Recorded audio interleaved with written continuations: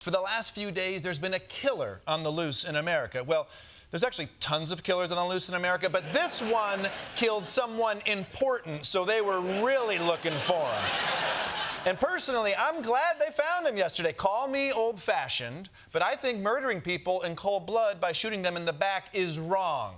So I'm glad that this ice-cold assassin is off the streets. Let's find out more about his dark and mysterious past. Police officially charging 26-year-old Luigi Mangione. Whoa, hold on. What? The assassin's name is Luigi Mangione?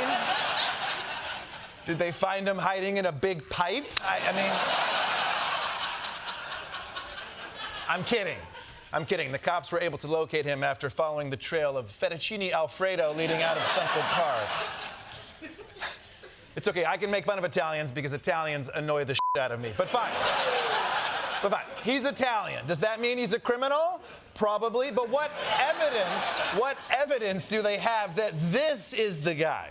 According to court records, the suspected killer had 3D printed ghost gun on him, several fake IDs, $8,000 in cash, and a 3-page handwritten manifesto. Okay, that's a lot of evidence. What else did they find on him? Was he wearing a T-shirt that said, "I shot a CEO and all I got is this lousy T-shirt"?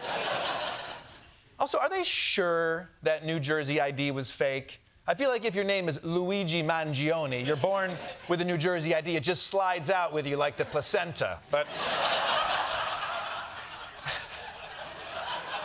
we can't give all the credit to the Altoona police just because they caught him. Because the NYPD, well, they did their part too. They were scouring the city for days. They were looking in the bushes. They looked on some other bushes. Here they're standing on a rock. Hey, should I look in that bush? I don't want to do that stuff.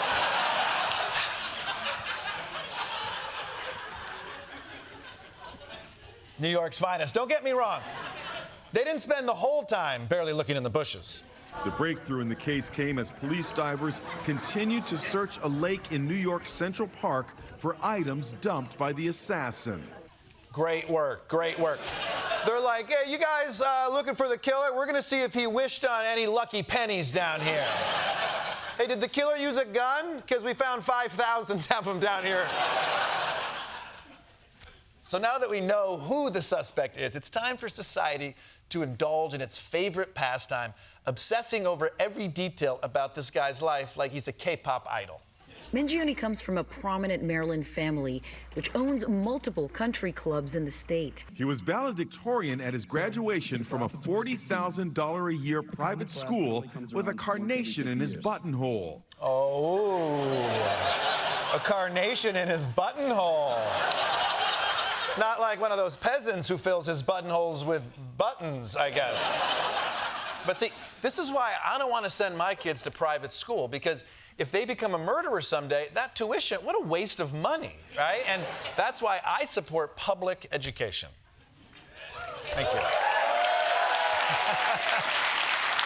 That didn't get the response I anticipated, but that's okay. It's surprising that he comes from such a privileged background. He's not really the kind of guy you'd expect to become a murderer. I mean, I expect him to crash the housing market, but not kill a guy. So we know he was privileged. He was apparently smart, but were there any other clues that something might be going wrong?